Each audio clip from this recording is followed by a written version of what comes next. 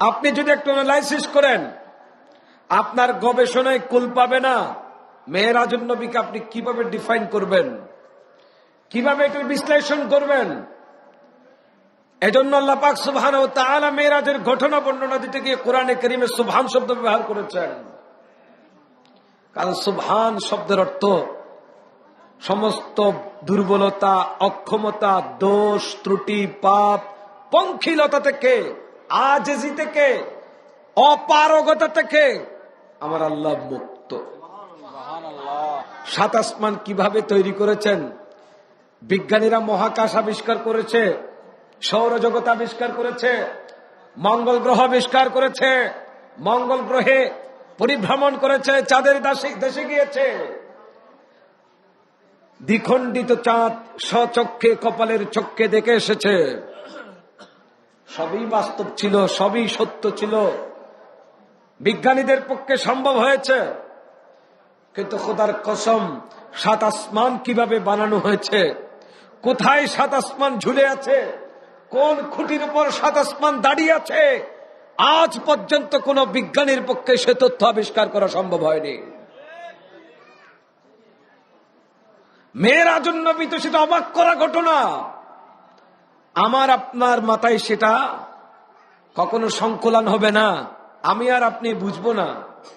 বুঝবো না বলেই তো আল্লাহ সুবহান শব্দের ব্যবহার করেছেন। সুবহান আরবি শব্দ। কোন শব্দ? আপনাদের অসুবিধা হচ্ছে? বুঝতে পারছেন তো? সুবহান আয় মুনাজ্জাহুন আনিল উয়ুব, সমস্ত দোষ, ত্রুটি, দুর্বলতা, অক্ষমতা আমার আল্লাহ সক্ষম না অক্ষম? একটু সবাই বলেন, সক্ষম নাকি অক্ষম? সক্ষম। আল্লাহর কাছে দুর্বলতা আছে? আল্লাহ কি দুর্বল? আল্লাহ কি অক্ষম? আল্লাহ পারেন কি পারেন না? করার ক্ষমতা, কুদরত আল্লাহর আছে না নাই? আল্লাহ বলেন ফাআলুন লিমা ইউরিদ, আল্লাহ যেটা চান সেটা করতেই পারেন। ইন্নাল্লাহা আলা কুল্লি শাইইন কাদির, আল্লাহ কাদেরের মতলব। বাইরে আমার মুরব্বীরা শুধু মুখে পড়লে তিলাওয়াত করলে হবে না, বিশ্বাসও রাখতে হবে। আজ পর্যন্ত বিজ্ঞানীদের মাথায় কুলায়নি মেরাজ কিভাবে সংগঠিত হয়েছে। মহাকাশে গেলে সেখানে তো অক্সিজেন ছাড়া পরিভ্রমণ সম্ভব নয়। 50 মাইল উপরে পৃথিবীর, আপনি সেখানে গিয়ে স্বাভাবিক চলাফেরা করতে পারবেন না, আপনাকে জ্বালিয়ে পুড়িয়ে ছাই করে দেবে। বিজ্ঞান যারা পড়ে তারা আপনাকে অনেক কিছু দেবে, অনেক আবিষ্কার দেখাবে, অনেক কিছু বলবে। সময়ের ব্যবধানে আমাদেরকে বানরও বানানো হচ্ছে। এখন আমরা নাকি বানর ছিলাম। কি ছিলাম? একটু বলেন না, কি ছিলাম? ডারউইনের এই বিবর্তনবাদ, এটা নতুন তত্ত্ব নয়, এটা অনেক পুরাতন তত্ত্ব। একসময় বাংলাদেশের শিক্ষা কার্যক্রম থেকে, সিলেবাস থেকে এটা বাদ দেওয়া হয়েছিল। নতুন করে জাফর ইকবাল চাচার ষড়যন্ত্রে পড়ে আবার এই তত্ত্বটা আমাদের বাংলাদেশের কোমল শিক্ষার্থীদেরকে গিলানোর চেষ্টা করা হচ্ছে। কথা বলেন ঠিক কিনা? মানুষ যদি বানর থাকে, বানরের লেজ আছে, মানুষের লেজ গেল কই? কথা বলেন ঠিক কিনা?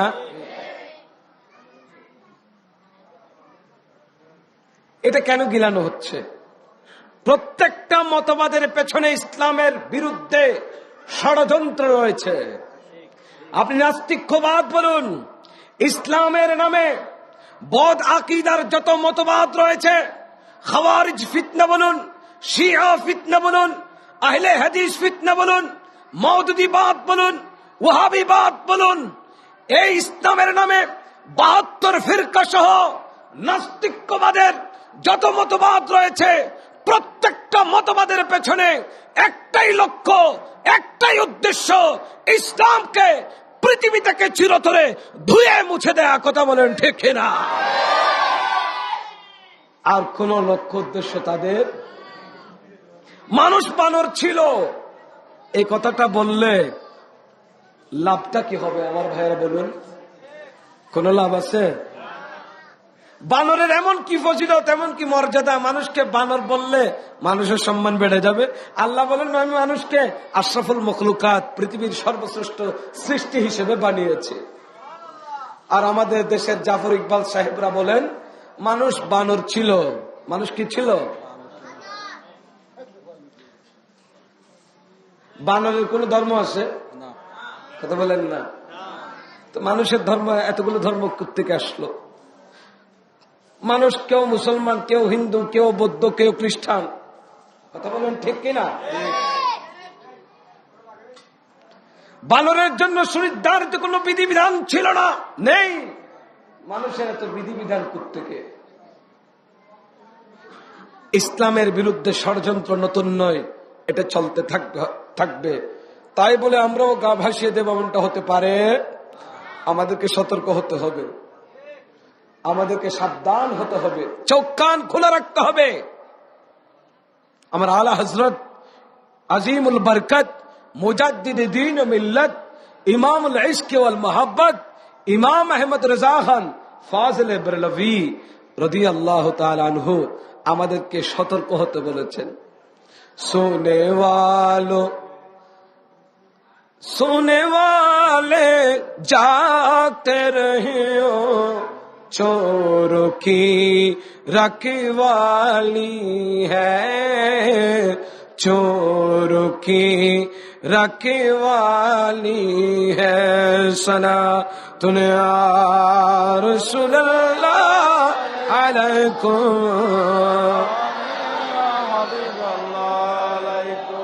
मोहतरम हाज़रीन, আধুনিক বিজ্ঞান আমাদেরকে যত আবিষ্কার দিচ্ছে, নিত্য নতুন প্রযুক্তির মাধ্যমে আমাদেরকে যত আধুনিক করবার চেষ্টা করছে, এতে আমরা উপকৃত হচ্ছি, সত্য কথা, মিথ্যা নয়।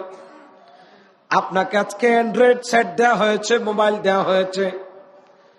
আপনি ঘরে বসে 10,000, 12,000, 13,000 টাকার একটা ডিভাইস দিয়ে গোটা বিশ্বকে দেখার সুযোগ পাচ্ছেন, জানার সুযোগ পাচ্ছেন। এটা নিঃসন্দেহে আমাদের জন্য উপকার, এটা আমাদের জন্য লাভ। কিন্তু বিজ্ঞানের প্রত্যেকটা আবিষ্কারের পেছনে যে ক্ষতিকর দিক রয়েছে, সেই ক্ষতিকর দিককে পুষিয়ে দেবার মতো কোন তথ্য বিজ্ঞান আমাদেরকে দিতে পারে নাই, কোন আবিষ্কার দিতে পারে নাই। কথা বলেন ঠিক কিনা? আপনার একজন সন্তান বিপদগামী হয়ে যাচ্ছে মোবাইলের কারণে, অ্যান্ড্রয়েড সেট ব্যবহারের কারণে। আপনি বিজ্ঞানের আরেকটা আবিষ্কার দিয়ে তাকে দমাতে পারবেন না। আপনি আরেকটা প্রযুক্তি যখন তার হাতে তুলে দেবেন, সেই কারণেও সে বিভ্রান্ত হবে। কিন্তু আপনার সন্তান বিপদগামী হলে আপনার দরজা খোলা আছে, আপনার রাস্তা খোলা আছে, আপনার পথ খোলা আছে। 1,500 বছর আগে রাহমাতুল্লিল আলামিনের দেয়া আদর্শের ভেতর, চরিত্রের ভেতর চিৎকার দিয়ে বলুন সুবহানাল্লাহ। আমার নবীর আদর্শ ছাড়া, সাহাবায়ে কেরামের আদর্শ ছাড়া, আউলিয়ায়ে কেরামের পথ ছাড়া, মতাদর্শ ছাড়া আপনার সন্তানকে আপনি কখনোই সঠিক পথ আনতে পারবেন না। যাররা পরিমাণ সম্ভাবনাও নাই। বিজ্ঞান আমাদেরকে মানতে হবে, এটা ফরজ নয়, কিন্তু বিজ্ঞানের আবিষ্কার সত্য। আল্লাহ বলেছেন বিজ্ঞানের আবিষ্কারগুলো আমার স্মরণকে তোমাদের জন্য আরো পরিষ্কার করে দেবে, আমি যে হক সেটা আরো প্রমাণ করবে। সুবহানাল্লাহ। এক সময় কারামত আমরা বিশ্বাস করাতে পারতাম না। গৌস পাক শাহিশে বগদাদ হুজুর সৈয়দুল আব্দুল কাদের জিলানী রাদিয়াল্লাহু তাআলা আনহুর অসংখ্য গণিত কারামতের কথা আমরা শুনি। আমার গৌসে পাককে দাওয়াত দিয়েছেন 70 জনে, এট এ টাইম 70 জনের ঘরে তিনি 70 বার দাওয়াত খেয়েছেন। এই কথাটা আমরা বিশ্বাস করাইতে পারতাম না, কিন্তু বিজ্ঞান সেটা আমাদেরকে বিশ্বাস করাচ্ছে। এখন কিভাবে করাচ্ছে? আপনি এট এ টাইম কোটি মানুষের সামনে আপনি কথা বলতে পারবেন। এই যে লাইভ টেলিকাস্ট হচ্ছে এখানে, এগুলো বিশ্বের প্রত্যন্ত অঞ্চলে আমেরিকা থেকে শুরু করে আপনার নরওয়ে থেকে শুরু করে জাপান পর্যন্ত পৃথিবীর প্রত্যেকটা রাষ্ট্র দেখার সুযোগ আছে না নাই? মোবাইলের একটা 10,000 টাকার ডিভাইসের পক্ষে যদি গোটা পৃথিবীর মানুষের কাছে নিজেকে উপস্থাপন করা সম্ভব হয়, আমার গৌসে পাকের ভেলায়েতের ক্ষমতা বলে 70 জনের ঘরে কি তিনি যেতে পারেন না? কথা বলেন ঠিক কিনা? বিজ্ঞান আমাদের লাভ করেছে, ভালো কথা। তাই বলে বিজ্ঞানের আকীদায় আমাকে বিশ্বাস করতে হবে এমন কোন কথা আপনি 1 নম্বরে ঈমান আকীদাকে ঠিক রাখবেন, বাকি সব আপনি দেখেন, পর্যবেক্ষণ করেন, ভোগ করেন, উপভোগ করেন, কোন নিষেধ। সঠিক পথে থাকতে হবে, পজিটিভটা বিশ্বাস করতে হবে, মানতে হবে। আল্লাহ আমাদেরকে বোঝার তৌফিক দিন, আমিন। বিজ্ঞানের আবিষ্কার যদি আমাদের জন্য অলৌকিক হয়, আশ্চর্যজনক হয়, ১,৫০০ বছর আগে আমার রাসূল রাহমাতুল আলামিন ইমামুল মুরসালিন সাল্লাল্লাহু আলাইহি ওয়াসাল্লাম মেরাজে গিয়েছেন, বুরাকে চড়ে ৭ আসমান সাইর করেছেন, আরশ কুরসি লৌহ কলম পরিভ্রমণ করেছেন, আল্লাহর সাথে দিদার করেছেন। এটা বিশ্বাস করতে আমাদের বাধা কেন?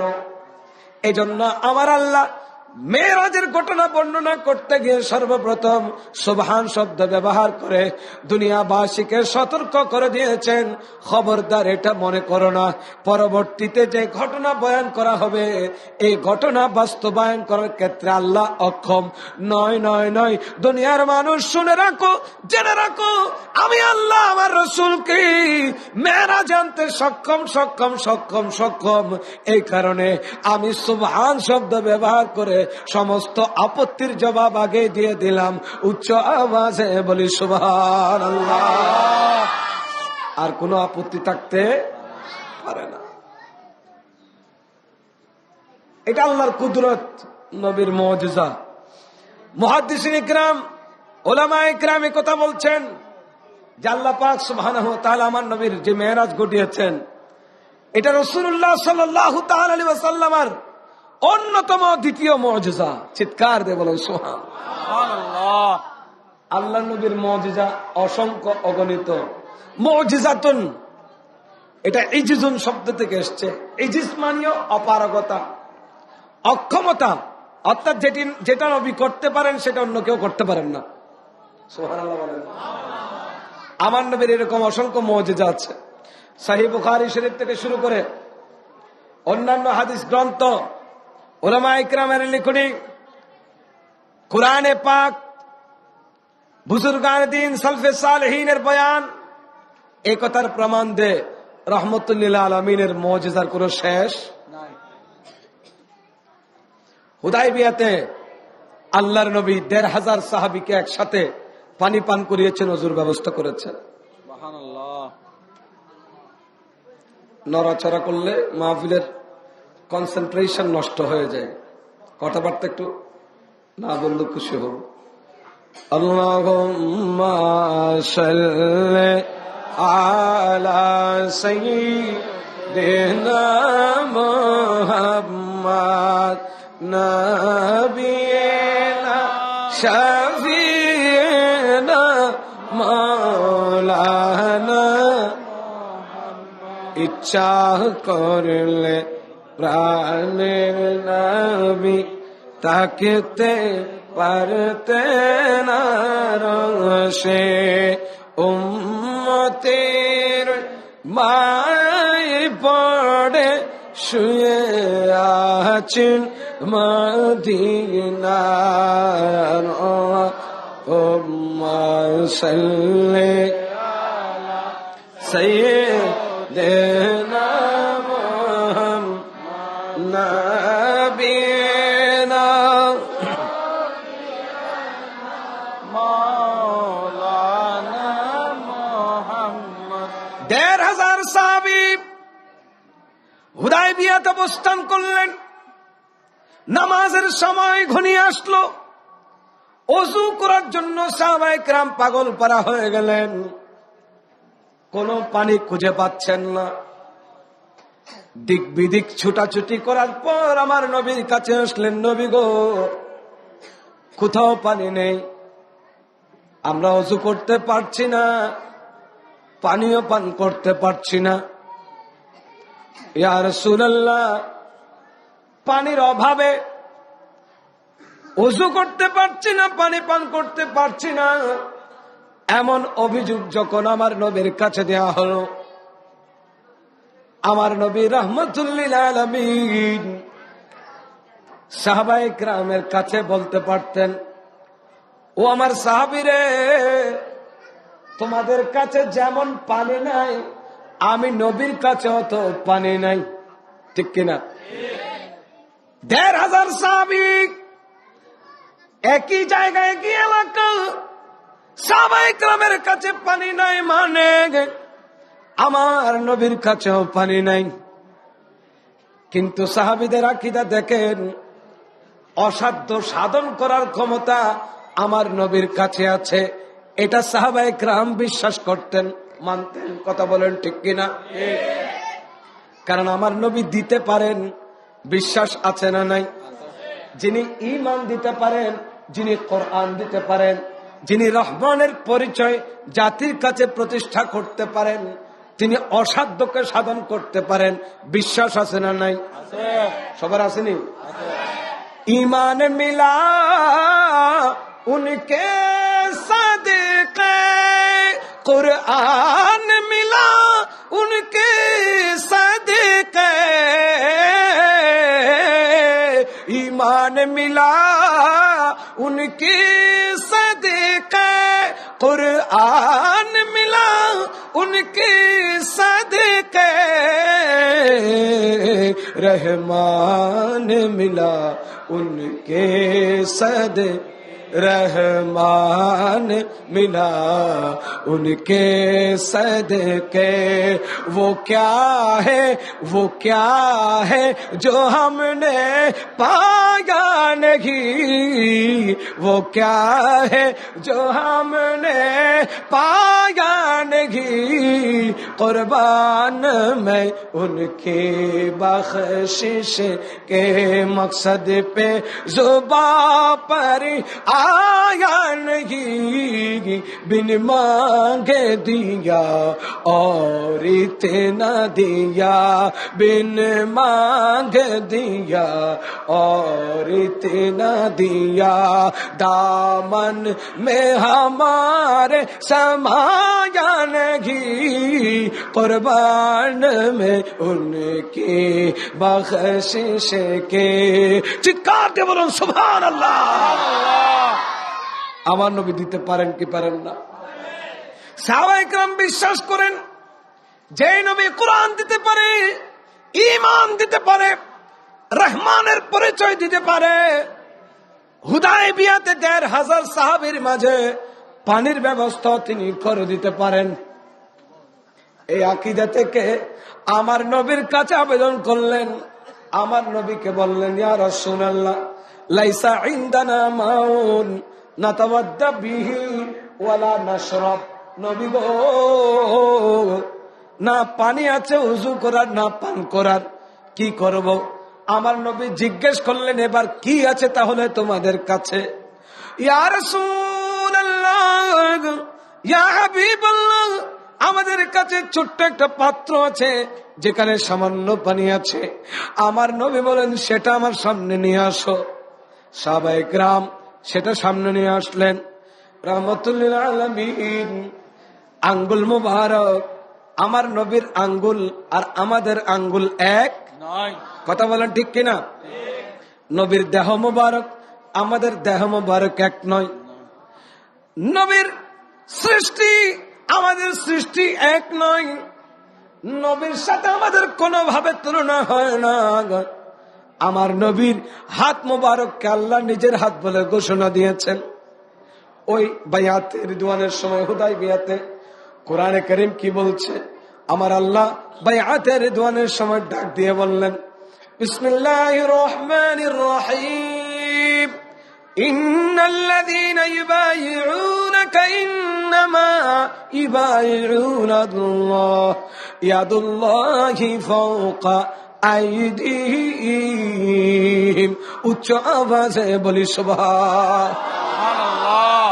১,৫০০ সাহাবী হাত রাখলেন, সবার উপরে আমার নবী রাখলেন। আল্লাহর কাছে বড় পছন্দ হয়েছে। আল্লাহ বলেন, জিবরিল যাও যাও বলে দাও আমার নবী যাদেরকে বায়াত করেছেন তারা আল্লাহ আমার নবীর কাছে বায়াত হয় নাই, তার হাকিকত তারা আমার কাছে বায়াত হয়েছে। সুবহানাল্লাহ। ও নবী অস্পষ্ট থাকতে পারে, নবী ধোঁয়াশা থাকতে পারে, আপত্তি উঠতে পারে, আমি আরো পরিষ্কার করে দিই। আমার আল্লাহ বলেন ইয়াদুল্লাহি ফাওকা আইদিহিম। নবী আপনি সাহাবীদের হাতের উপর যে হাতখানা আপনি রেখেছেন সেই হাত আপনার হাত নয়, সেটা আমি খুদার কুদরতের হাত। উচ্চ আওয়াজে বলি সুবহানাল্লাহ। এটা এক জায়গায় নয় তো। আজকে যারা সবকিছুতে শিরিকের ফতোয়া দেয় তাদের কাছে প্রশ্ন রাখবো, কোরআনের এই আয়াতটা তুমি কোথায় নিয়ে যাবা?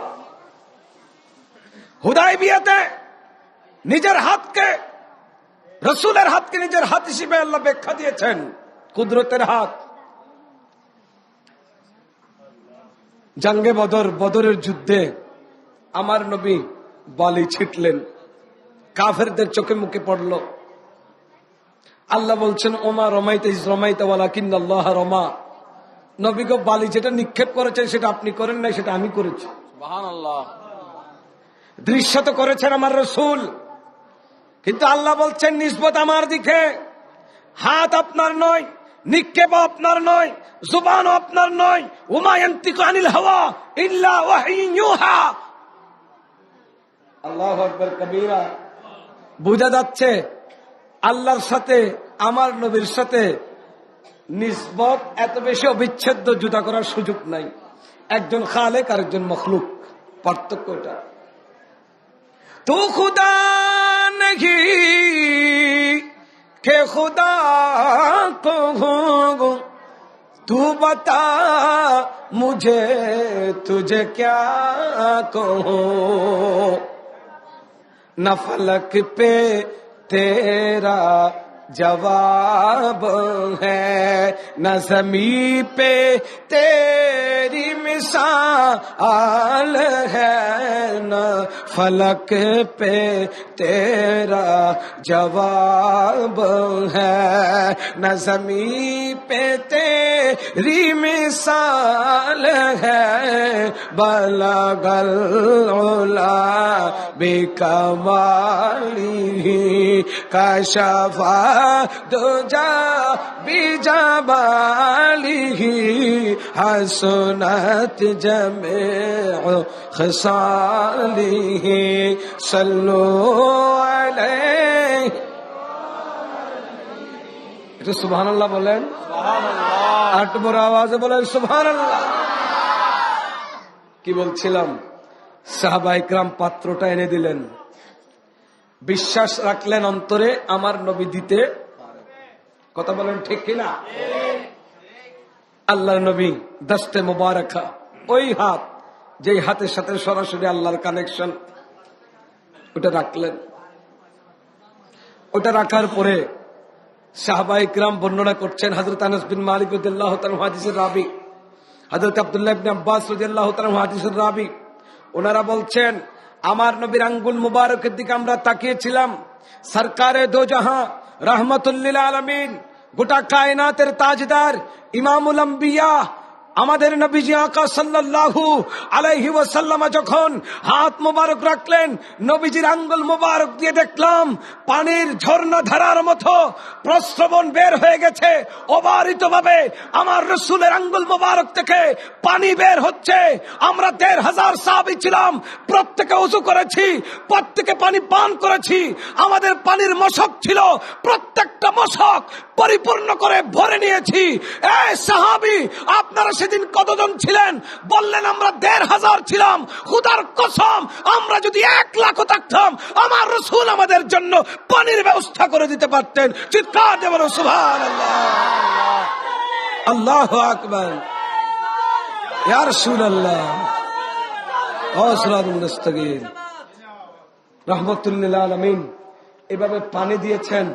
আর বেরেলি থেকে আলা হযরত ইমামে আহলে সুন্নাত, দুনিয়ায় সুন্নিয়তের তাজদার, আমার রসুলের বেপানা শেখ, নবীজির বেপানা মোহাব্বত করি ইমামে আলা হযরত ইমাম আহমদ রেজা খান ফাজলে বেরলভি রহমতুল্লাহি আলাইহি, তিনি বলছেন पंजाए मेरे अरब है जिससे दरिया बह गए, पंजाए मेरे अरब है जिससे दरिया बह गए, चश्माए खुर्शीद में तू नाम को भी नम नहीं, सलातुन सलामुन या हबीब, सलातुन सलामुन या हबीब। आला हजरत चमत्कार कोले उर्दू भाषाয় তার কাব্যে ছন্দে ছন্দে আমার নবীর এই মুজিজার বর্ণনা দিয়েছেন এইভাবে। আমার আলা হযরত বলেন, আলা হযরতকে তো চিনেন সবাই, এটা কথা বলেন না, চিনেন কিনা? আলা হযরতকে চেনার দরকার আছে না? ভারতের উত্তর প্রদেশে বেরেলি নামক শহরে ওনার মাজারে পাক অবস্থিত। বিশ্বের বিস্ময়, গোটা কায়নাতের বিশ্বকোষ, কিয়ামত পর্যন্ত তাকে গবেষণা করলে শেষ হবে না। ১৫০০-এরও কাছাকাছি কিতাব যিনি লিখেছেন, চিৎকার দিয়ে বলুন সুবহানাল্লাহ। আমার নবীর প্রেমিক ছিলেন, নবীর বেপানা শেখ ছিলেন, এত বেশি প্রেমিক ছিলেন উনি বলেছেন, এই দুনিয়ার মানুষ, আমি আহমদ রেজার কলবকে যদি ২ ভাগ করা হয় তো এক ভাগে লা ইলাহা ইল্লাল্লাহ লেখা পাবে, অন্য ভাগে মুহাম্মদুর রাসূলুল্লাহ লেখা পাবে। আমার এই কলবে আল্লাহ এবং রসুল ছাড়া আর কিছুই নাই। কথা বলেন ঠিক কিনা?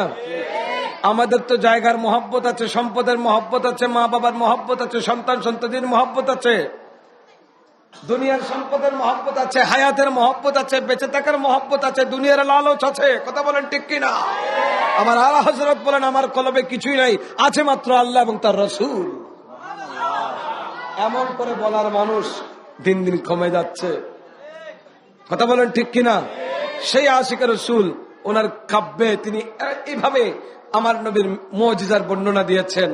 पंजाए मेहरे अरब है, सुबहानाल्लाह बिहम्दिही। পাঞ্জা মানে কি? হাথন না, পাঞ্জা মানে এটা ফার্সি শব্দ। কোন শব্দ? পাঞ্জা মানে হাত। আমরা পাঞ্জা লড়ি না মাঝে মধ্যে? পাঞ্জা, পাঞ্জা মানে হাত। আলা হযরত বলেন पंजाए मेहरे अरब, মেহের মানে সূর্য, আরব মানে আরব, আরবের সূর্যের হাত। সুবহানাল্লাহ।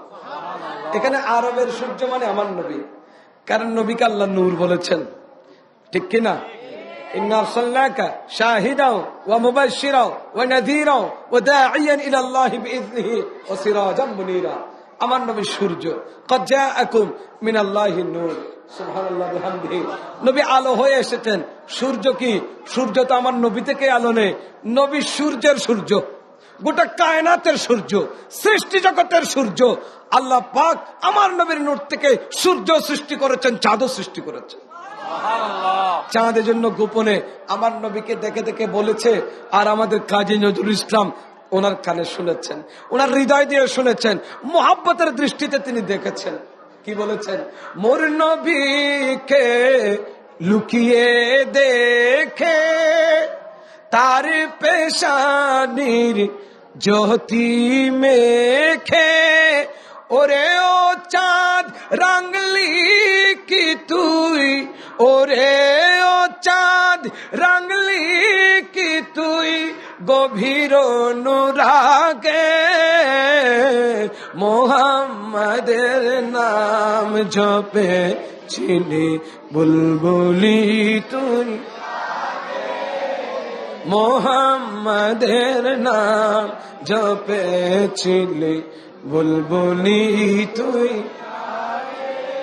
তাই কি রে তোর কণ্ঠের গান, তাই কি রে তোর কণ্ঠের গান এমন মধুর লাগে ওরে, এমন মধুর মোহাম্মদের নাম জপেছিলি বুলবুলি তুই। সালাতুন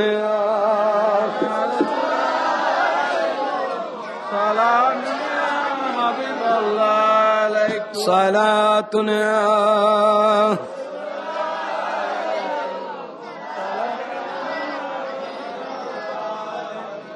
আলা হযরত বলেন, পঞ্জায়ে মেহরে আরব, আরবের সূর্যের হাতের অবস্থা দেখেন। জিসসে দরিয়া বহ গয়ে, যে হাত মোবারক থেকে যেন নদী প্রবাহিত হয়ে গেছে, অথচ সূর্যের কাজ হলো আলো দেয়া, পানি দেয়া নয়।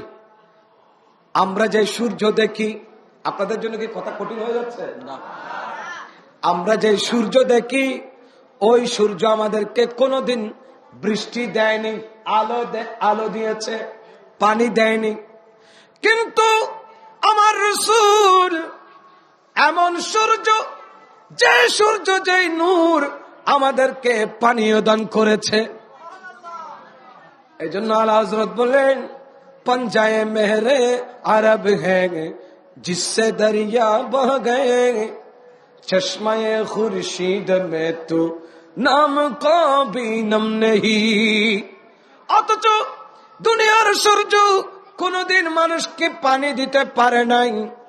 দুনিয়ার সূর্যের পক্ষে পানি দেওয়া কশিনকালেও সম্ভব নয়। উচ্চ আওয়াজে বলি সুবহানাল্লাহ। এটা উনি ওনার মতো ব্যাখ্যা করেছেন এবং বাস্তবতাও সেটা। একটা মুজিজাকে আপনি বিশ্লেষণ করলে অবাক হয়ে যাচ্ছেন। কথা বলেন ঠিক কিনা? মেরাজুন নবী অন্যতম দ্বিতীয় মুজিজা। কয়টা মুজিজা আপনি গবেষণা করবেন। আল্লাহ সুবহানাহু ওয়া তাআলা আমার নবীর মাধ্যমে যে কুদরতি ক্ষমতাগুলো প্রকাশ করেছেন, এগুলো বর্তমানের বিজ্ঞানের পক্ষে বিশ্লেষণ করা অসম্ভব হয়ে যাচ্ছে, হয়রান হয়ে যাচ্ছে। আমি আরেকটা কথা বলি, বদরের যুদ্ধে 313 জন সাহাবী যুদ্ধ করছেন কাফেরদের বিরুদ্ধে। তন্মধ্যে একজন সাহাবীর নাম হযরতে কাতাদা বিন নুমান রাদিয়াল্লাহু তাআলা আনহু। হযরতে কাতাদা উনি যুদ্ধ করতে করতে হঠাৎ করে এক কাফেরের তলোয়ারের আঘাত এসে লাগলো ওনার চোখে। চোখ কেটে গেল। কেটে গিয়ে সেটা ঝুলন্ত অবস্থায় ছিল, একেবারে পড়ে যায়নি। রক্তক্ষরণ হচ্ছে। কত ত্যাগ দিয়েছেন ইসলামের জন্য, নিজের চোখটা পর্যন্ত কোরবান করে দিয়েছেন। উনি অসহ্য যন্ত্রণা সহ্য করতে পারছিলেন না। শেষ পর্যন্ত সাহাবায়ে কেরামের কাছে শরণাপন্ন হলেন। সাহাবায়ে কেরামের কাছে বললেন, এ আল্লাহর নবীর সাহাবী, এখন আমি কি করতে পারি? চোখটা যদি একেবারে কেটে পড়ে যেত তাহলে সেটা আস্তে আস্তে শুকিয়ে যেত, ভালো হয়ে যেত, কিন্তু এই অবস্থায় আমি কি করতে পারি? কেউ কেউ পরামর্শ দিলেন, আপনি একেবারে কেটে ফেলে দিন, আস্তে আস্তে ভালো হয়ে যাবে।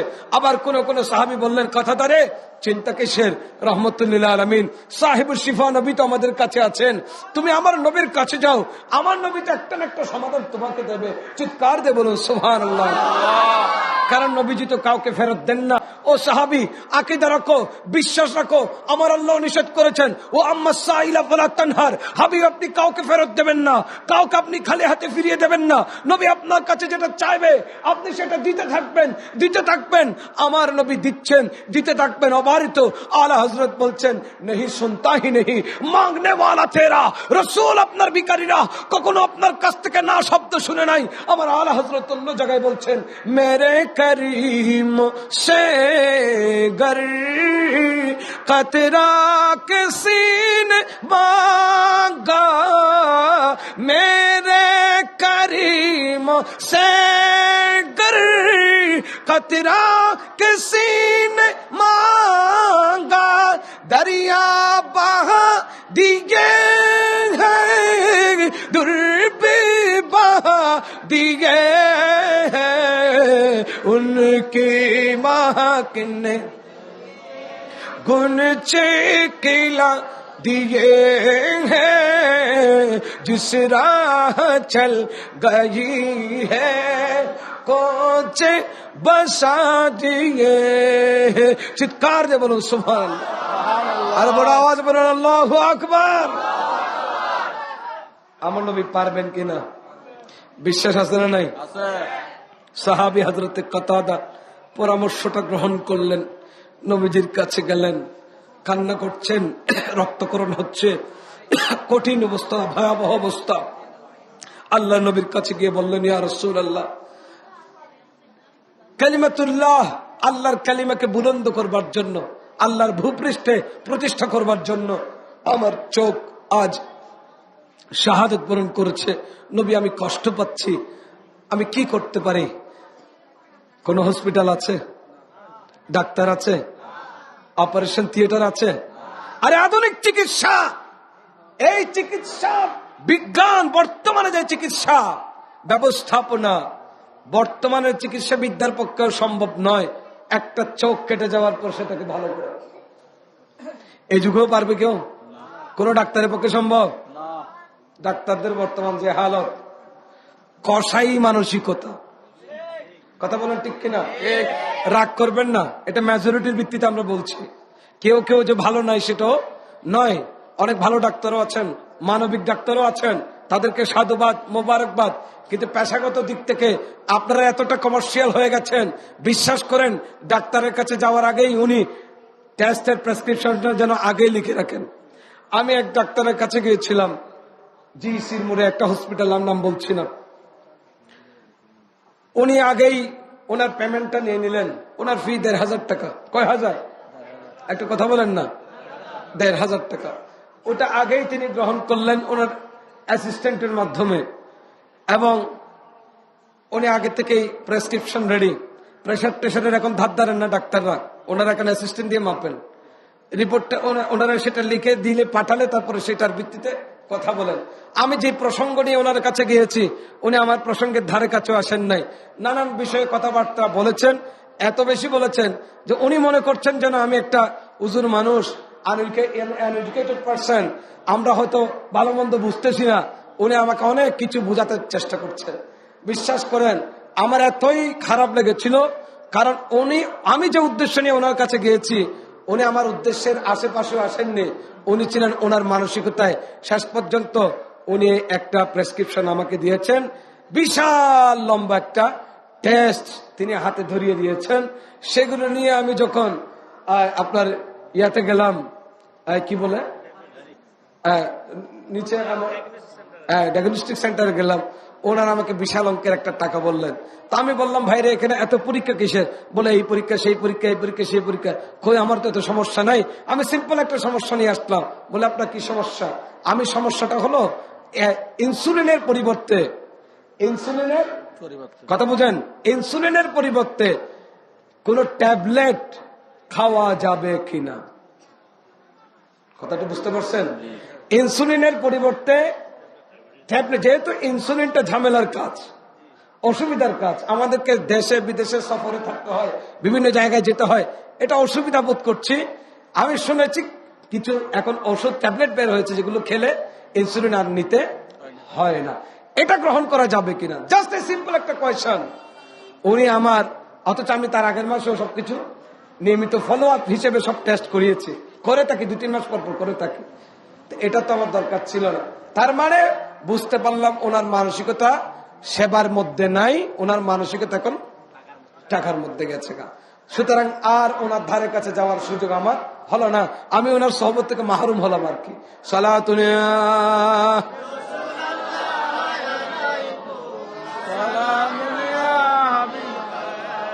দরদিল মুসলিম মাকামে মুস্তফা আবরুয়ে মাশনাম মুস্তফা সালা দুনিয়া।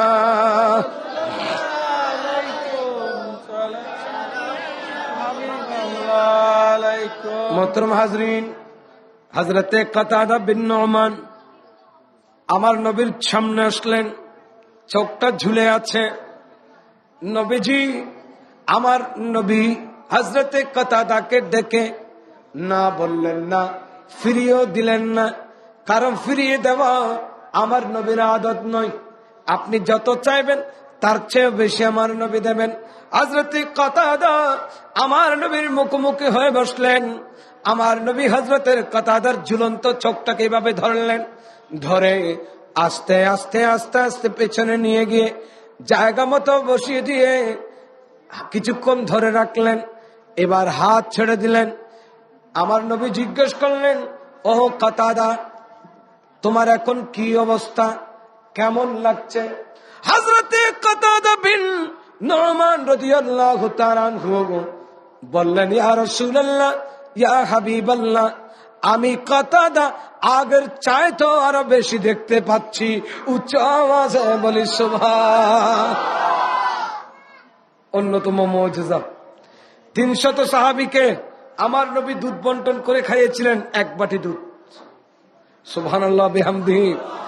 রাহমাতুল লিল আলামিনের মুজিজাকে আপনি কিভাবে দেখবেন? মেরাজুন নবী তো সেটা উপরের কথা, অনেক দূরের কথা। প্রশ্ন করা হয়, অজুর পানি গড়াচ্ছে কিভাবে? 1000 মাইলের পথ কিভাবে পাড়ি দিলেন, এরপরে অজুর পানি গড়াই কিভাবে? এটা কিভাবে সম্ভব, কিভাবে সম্ভব, কিভাবে সম্ভব? মুহাক্কিকিন ইকরাম তার জবাব দিয়েছেন, তার উত্তর দিয়েছেন।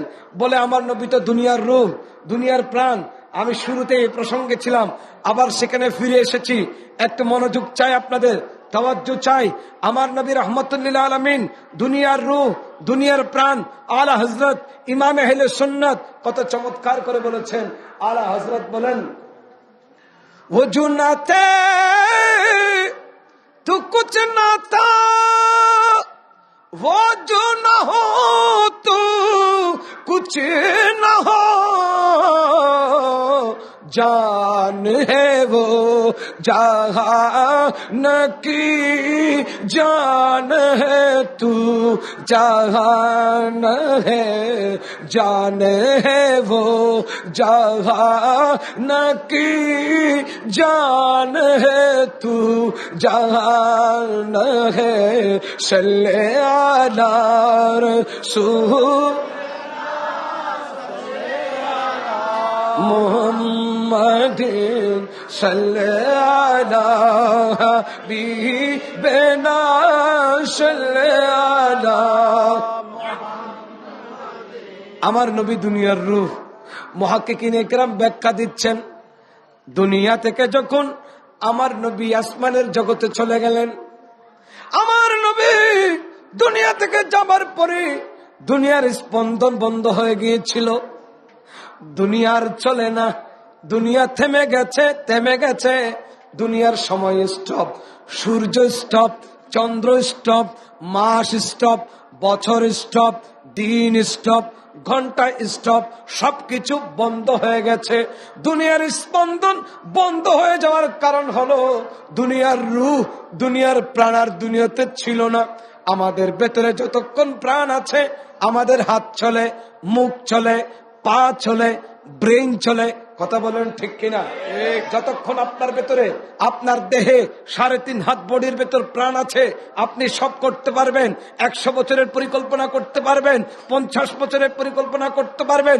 পরিকল্পনা বাস্তবায়ন করার জন্য আপনি উদ্যোগ নিতে পারবেন, আপনি প্রত্যয়ী হতে পারবেন, ডিটারমাইন্ড হতে পারবেন, আপনি এগিয়ে যেতে পারবেন। সব কিছু নির্ভর করবে আপনার প্রাণের উপর। সব চলবে, গড়িও চলবে, কাটাও চলবে, দিনও যাবে, বছরও যাবে। আমার নবী রাহমাতুল লিল আলামিন দুনিয়ার রূহ, দুনিয়ার প্রাণ, সৃষ্টি জগতের রূহ, দুনিয়ার জমিন ছেড়ে, দুনিয়ার জগৎ ছেড়ে তিনি যখন আসমানের জগতে গেলেন, দুনিয়া বলে আমি আর চলতে পারছি না, আমার সময় স্টপ হয়ে গেছে, আমার স্পন্দন বন্ধ হয়ে গেছে, আমার পথ চলা থেমে গেছে।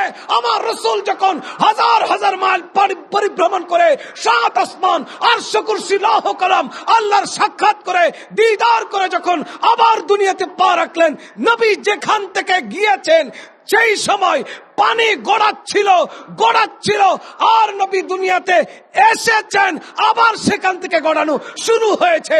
এই জন্য পানি গড়াতে দেখা গিয়েছে। চিৎকার দিয়ে বলুন সুবহানাল্লাহ,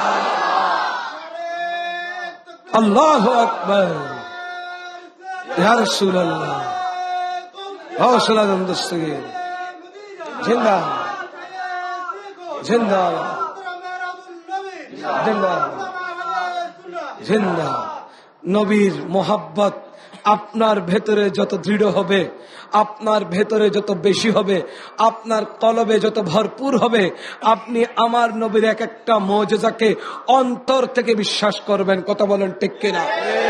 আর যার অন্তরে নবীর মোহাব্বত নাই, ভালোবাসা নাই, নবীজির উপর আস্থা নাই, নবীজির উপর বিশ্বাস নাই, তাকে আপনি শত যুক্তি তর্ক দিয়ে বুঝালেও সে বুঝবে না। আমার নবী পরের দিন এসে মক্কাবাসীকে বলতে লাগলেন, শোনো শোনো, কাল আমি মেরাজে গিয়েছি, আরশ কুরসি লৌহ কলম সাত আসমান সব পরিভ্রমণ করেছি। দানা ফাতাদাল্লা ফাকানা কাবা কাউসাইনি আও আদনা, মকামেও পৌঁছেছি। ওহিলা মক্কা কে মকে হুয়ে সরে আরশ তখত নশে হুয়ে। আলা হযরত বলছেন, তিনি তো লা মকানেও গিয়েছেন, যেখানে কোনো মকান নাই। যেখানে কি নাই? কথা বলেন না, যেখানে কি নাই? এখানে মকান আছে, স্থান আছে, জায়গা আছে, চলার মতো, পা দেওয়ার মতো, হাঁটার মতো, এগিয়ে যাওয়ার মতো জায়গা আছে। কিন্তু আল্লাহ পাক তো, আল্লাহর কোনো আকৃতি নাই, হাত নেই, পা নেই। কথা বলেন ঠিক কিনা? সেটল নেই। আল্লাহ এগুলো থেকে মুনাজ্জাহ, মুবাররা, আল্লাহ পুত পবিত্র। সেই জায়গায় সেখানে গিয়ে আল্লাহর সাথে যিনি দেখা করেছেন, তিনি কি মাটি হতে পারেন? কথা বলেন। লাইটের ভিতর আমরা হাত দিতে পারবো? দেখি কেউ গোসা করে লাইট ভেঙে কারেন্টের ভিতর হাত দেন তো, সাহস থাকলে। আপনি কার মানুষ থাকবেন? আপনার ভিতরে মনুষ্যত্ব যাবে, আপনার রু যাবে, প্রাণ যাবে, কারণ ওটার সাথে আপনার যায় না। ওটা একটা বস্তু, আপনি অন্য জিন্সের, আপনাকে ওটার সাথে সামঞ্জস্য করে তৈরি করা হয় নাই। রহমতুল্লাহ আলমীর নূর, এটা বুঝাবো কিভাবে ভাইরা? কোরআন হাদিস তো আছে। তার সবচাইতে বড় প্রমাণ হলো আমার নবী মেরাজে গিয়েছেন। মাটির মানুষ ওখানে পরিভ্রমণ করতে পারে না। সুবহানাল্লাযী আসরা বিআবদিহি লাইলাম মিনাল মাসজিদিল হারাম ইলাল মাসজিদিল আকসা আল্লাযী বারাকনা হাওলাহু লিনুরিয়াহু মিন আয়াতিনা। আল্লাহ বলেন, আমি তো বরকতমণ্ডিত করে দিয়েছি আমার নিদর্শনগুলো দেখানোর জন্য। আমার নিদর্শনগুলো দেখানোর জন্য নবীর পরিভ্রমণ, নবীর মেরাজের সফর। সুবহানাল্লাহ বিহামদি। তো কিভাবে গেলেন? বলে এটার একটা কারণ আছে। সিদরাতুল মুনতাহা পর্যন্ত পৌঁছার পর জিবরিল আমিন কি বলেছেন আপনারা সকলে জানেন না? সবাই জানেন তো? সফর সঙ্গী ছিল জিবরিল আমিন আলাইহিস সালাম। সিদরাতুল মুনতাহা পর্যন্ত গিয়েছেন। জিবরিল আমিন বলে, ইয়া রাসূলুল্লাহ, আমার পক্ষে সম্ভব নয়, এখান থেকে আপনি যাবেন বাকি সফর, আমি এখান থেকে ফিরে যাব। কেন জিবরিল?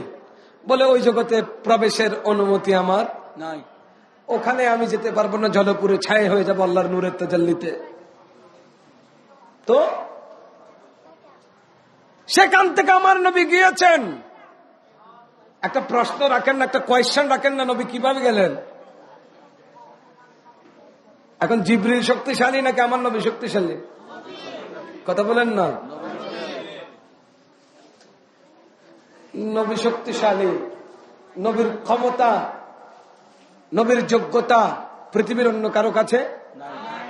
পেছনেও দেখতেন আমার নবী।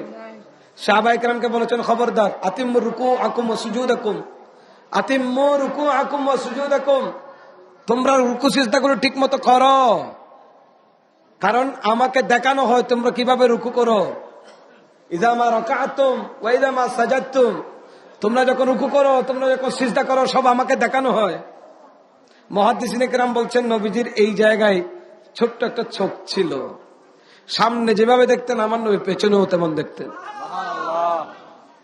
গোপন করার কিছু ছিল না। সহিহ বুখারী শরীফের একটা বর্ণনা এসেছে, আল্লাহর নবী সালাতুল কুসুফ আদায় করলেন, সাহাবায়ে কেরামদের নিয়ে হাত উঠাচ্ছেন।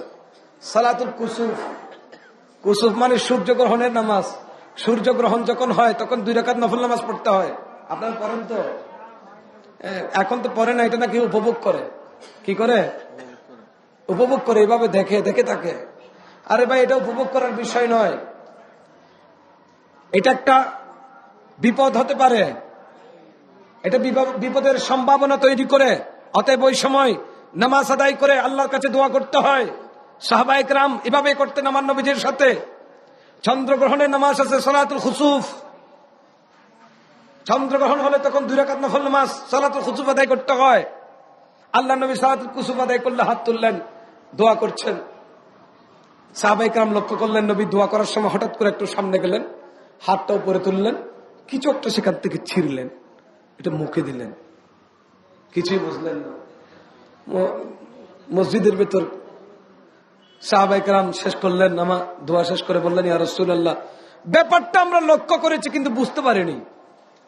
আপনি হাত উঠালেন, উপরের দিকে কিছু একটা নিলেন, মুখে কিছু দিলেন, ইয়া রাসূলুল্লাহ, কি করলেন আমরা তো বুঝলাম না। আমার নবী বললেন, সাহাবা তাহলে শোনো, আমি যখন মোনাজাত করছিলাম হঠাৎ করে আমি দেখতে পেলাম, উপরের দিকে তাকালাম যে বেহেশত আমার চোখের সামনে এসে হাজির হয়ে গেছে। সুবহানাল্লাহ, সুবহানাল্লাহ। জান্নাত আমার চোখের সামনে এসে হাজির। আমি জান্নাত থেকে একটা আঙ্গুর ছিঁড়ে নিলাম, সেটা খেলাম। ও আমার সাহাবা, আমি যদি সেখান থেকে আঙ্গুরের থোকা নিয়ে আসতাম, কিয়ামত পর্যন্ত তোমরা খেতে থাকতে, আঙ্গুর শেষ হতো না। বেহেশতি আঙ্গুর, কোন আঙ্গুর? তাহলে বেহেশত আমার নবীর দূরে, আমার নবীর কাছে। উপরে বলেন নিচে বলেন, তাহা তো স্যার, এটা তো ইব্রাহিম আলাইহিস সালামের মুজিজার কথা আল্লাহ বলেছেন, নুরি ইব্রাহিমা মালাকুতা। আল্লাহ ইব্রাহিম আলাইহিস সালামকে আল্লাহ সৃষ্টি জগতের আসমানে, 7 আসমানে 7 জমিনে কি আছে নাই সব দেখিয়েছেন। এখন ইব্রাহিম আলাইহিস সালাম যদি দেখতে পারেন, যিনি সাইয়্যিদুল আম্বিয়া, নবীদের সর্দার, তিনি দেখতে পারেন কি পারেন না? কথা বলেন, পারেন কি পারেন না? বিশ্বাস আছে না নাই? দূরে কাছে নবীর জন্য এটা কোনো ম্যাটার না, এটা কোনো বিষয় না। আল্লাহর নবী সব দেখেন, সব পারতেন। সিদরাতুল মুনতাহা পার হবার পরে নবী গিয়েছেন। কিভাবে গিয়েছেন? মান্তিকের পরিভাষায় একটা কথা আছে, আরেজি। আরেজি, আমরা কাপড় পরেছি, পরি নাই? কাপড়টাকে আমাদের চামড়া? কাপড় যদি ছিঁড়ে ফেলে আমাদের শরীর থেকে রক্ত বের হবে? চামড়া ছিঁড়ে যাবে? কথা বলে না কেন? চামড়া ছিঁড়ে যাবে কেন? এটা আলগা বিষয়। কি বিষয়? আলগা বিষয়। হযরত হাসান বিন সাবিত রাদিয়াল্লাহু তাআলা আনহু বয়ান দিচ্ছেন, আমি আমার নবীর চেহারার দিকে তাকাতে পারতাম না। 2 চোখ দিয়ে যখন নবীর চেহারার দিকে তাকাতাম, আমার নবীর চেহারার ফোকাসের কারণে আমি হাত দিয়ে রাখতাম চোখের মধ্যে। আমার মনে হতো নবীর দিকে তাকালে আমার চোখের জ্যোতি চলে যাবে। উচ্চ আওয়াজে বলি সুবহানাল্লাহ। নবী এত আলোকিত, এত আলোকিত। আর হযরত বলছেন, वो कमाल हुस्न हुजूर है, वो कमाल हुस्न हुजूर है, के गुमान से जहां नहीं, यही फूल रस दूर है, यही शम्मा है के धुआं नहीं, वो कमाल हुस्न हुजूर है। अल्लाहुम्मा सल्ली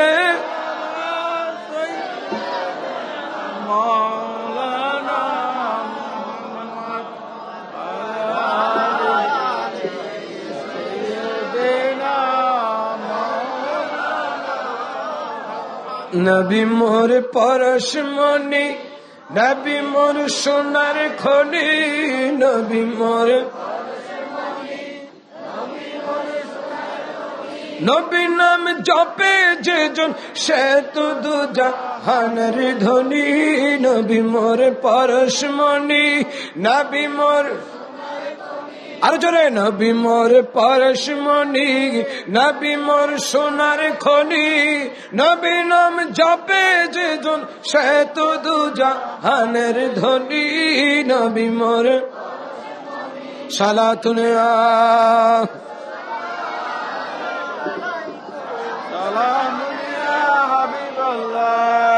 নবী মোর নূরে খুদা নবী মোর নূর খোদা তার তোরে সকল পয়দা আদমের কলবেতে তার নূরের রোশনী নবী মোর পরশমণি নবী মোর পরশমণি নবী মোর সোনার খনি নবী নাম জপে যে জন সে তো দুজাহানের ধনী নবী মোর সালাতুন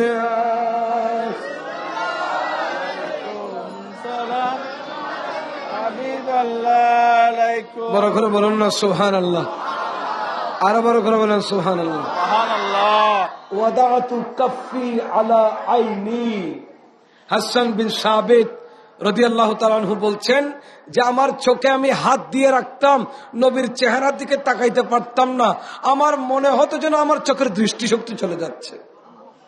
আমরা সূর্যের দিকে একটু তাকালে, কয়েক সেকেন্ড তাকালেও আমরা দুনিয়াতে সবকিছু অন্ধকার দিকে, ঠিক না? সূর্যের ফোকাস আমাদের চোখের ফোকাসের চাইতে বেশি, এজন্য আমরা সূর্যের ফোকাসের কাছে হেরে যাই, আমাদের চোখ আর পেরে উঠে না। সূর্য আমার নবী থেকে সৃষ্টি, আল্লাহ বলেন নবী তো আপাদ মস্তক নূর। তার প্রমাণ হলো আল্লাহর নবী মেরাজে গিয়েছেন, আর মেরাজে যাওয়ার পর সিদরাতুল মুনতাহা থেকে আলাদা গিয়েছেন, একাকী গিয়েছেন। তো সেখানে কিভাবে গেলেন? সেটা তো নূরের জগৎ, দুনিয়ার মানুষ, মাটির মানুষ, সেখানে বিচরণ করা কোনোভাবেই সম্ভব নয়। বিজ্ঞান বলুন, কোরআন বলুন, হাদিস বলুন, সমস্ত গবেষণাকে, রিসার্চকে আপনি এক জায়গায় রাখেন।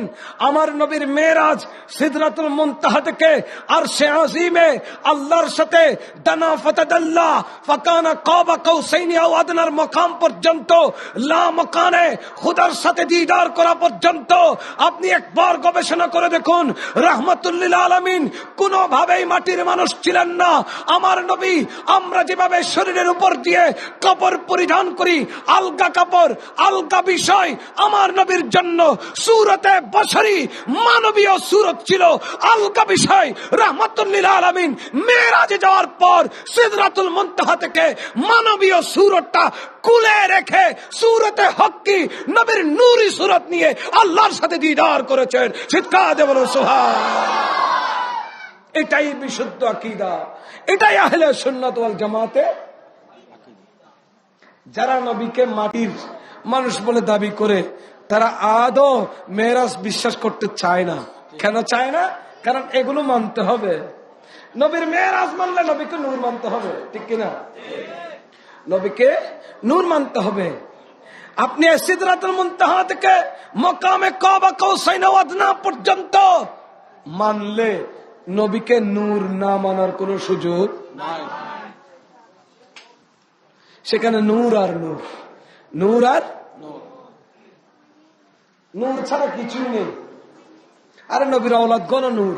সুবহানাল্লাহ বলেন সুবহানাল্লাহ। তেরে নসলে पाक में है बच्चा बच्चा नूर का, तेरे नस्ल पाक में है बच्चा बच्चा नूर का, तू है आईने नूर तेरा सब घराना नूर का सलातुन।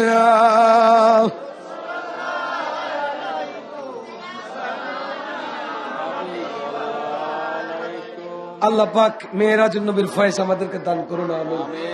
আর একটা বিষয় এখানে দেখতেছি, কি বিষয়টা? হুজুর খাজা গরিব নওয়াজ রাদিয়াল্লাহু তাআলা আনহু, প্রত্যেকে বলেন সুবহানাল্লাহ।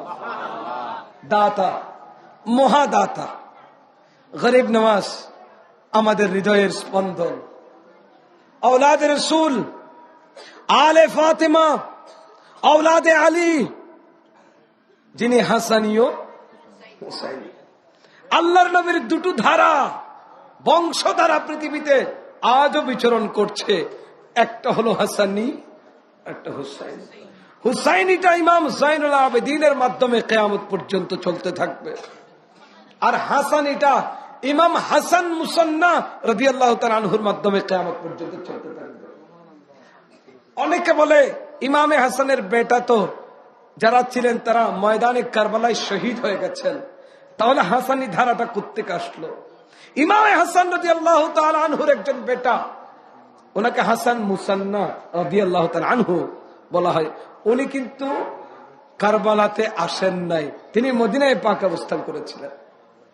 সেই থেকে ওনার মাধ্যমে হাসানি বংশধারা, আমার নবীর আওলাদ রাসূল যারা, তারা কিয়ামত পর্যন্ত আসতে থাকবেন। সেই বংশ পরিক্রমায়, সেই বংশধারার অন্যতম প্রস্ফুটিত ফুলের নাম খাজায়ে খাজেগা, হিন্দাল ওয়ালি, গরিব নওয়াজ, আতাউ রসুল, বন্দ নওয়াজ, মুঈনুল মিল্লাতি ওয়াদ্দিন, সৈয়দ হাসান সঞ্জিরি আজমিরি রাদিয়াল্লাহু তাআলা আনহু। বরকত বলুন সুবহানাল্লাহ। গরিব নওয়াজের নাম হলো সৈয়দ হাসান। সৈয়দ কথাই বলেন, সবাই বলেন না সৈয়দ। সৈয়দ মুঈনুদ্দিন এটা ওনার লকব, উপাধি, এটা নাম নয়। মুঈনুদ্দিন এটা, তবে আমরা গরিব নওয়াজকে গরিব নওয়াজও বলি, খাজা সাহেবও বলি। সুবহানাল্লাহ বলেন না। খাজা বাবাও বলি। আরে খাজা বাবা, আল্লাহু আকবার, কেমন দাতা। আমি গুনাহগার, আমার অভিজ্ঞতার কথা বলি। আমার জীবনে আমি যা কিছু পেয়েছি, আমার জীবনে যা অর্জন, আমার গরিব নওয়াজের কদমের সদকা।